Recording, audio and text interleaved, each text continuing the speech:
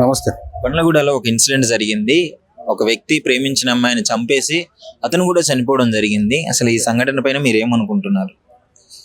ప్రేమించిన అమ్మాయిని చంపి అతను చనిపోయాడు.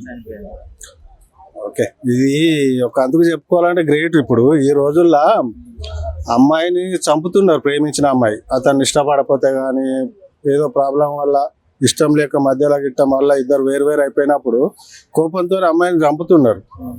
చంపడం స్వార్థం. చంపి కూడా అతను చచ్చిపోయింది అంటే అది గ్రేట్, చెప్పుకోవాల్సిన విషయం. ఎందుకంటే అతని ప్రాణాన్ని కూడా తీసుకున్నాడంటే అది నిజమైన ప్రేమ అనుకోవచ్చు మనం. అంటే ఒక విషయం బ్రో, ఇప్పుడు ఏ ఉద్దేశంతో చంపినా చచ్చిపోయింది కదా, ఎవరికి ఉపయోగం చచ్చిపోవడం వల్ల? ఎవరికి ఉపయోగం లేదు. చాప్టర్ క్లోజ్ ఆడికే. ఇప్పుడు వాళ్ళు బతికి ఉన్న వాళ్ళని ఇబ్బంది పెట్టేకంటే బాధ పెట్టేకంటే వాళ్ళు చచ్చిపోయింది ఇంకా మంచిది. ఒప్పించే ప్రయత్నం కూడా చేయలేదు కదా, పేరెంట్స్ ని ఒప్పించుకోవాలి కదా. ఇప్పుడు ప్రేమించిన అమ్మాయి కోసం 2 సంవత్సరాలు వెయిట్ చేశాడు కదా, మరి పేరెంట్స్ ని ఒప్పించడానికి ఎందుకు అంత నొప్పి? ఎవరు ఒప్పుకుంటారు? ఒప్పుకుంటారా? ఒప్పుకుంటే నిజమైన ప్రేమ కోసం లేలే, ఆల్రెడీ ట్రై చేసి ఉంటారులే, ఎంతో కొంచెం ట్రై చేసి ఉంటారులే. వాళ్ళు ఒప్పుకోలేదు కాబట్టి, ఒప్పుకోకపోతేనే ఇటువంటివి జరుగుతాయి. ఒప్పుకుంటే జరిగాయి అట్లా. సరే, వాళ్ళిద్దరికి రిలేషన్ బాగుంటే ఏదో సూసైడ్ చేసుకోవాలి. ఈ అమ్మాయిని హత్య చేసి వాడు చచ్చిపోతుంది.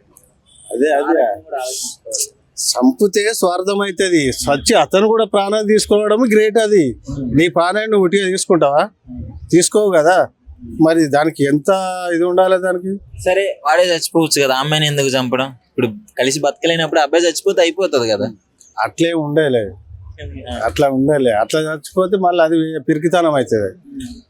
చంపి చావడం గ్రేట్. ఇది చంపడము అనేది అది మంచిది కాదు, దుర్మార్గం. అది చంపి చచ్చిపోవడం గ్రేట్ నా దృష్టిలో. ఒకసారి నువ్వు కరెక్ట్ ఆలోచిస్తే ఇదే కరెక్ట్ అయితే నువ్వు ఆలోచించు.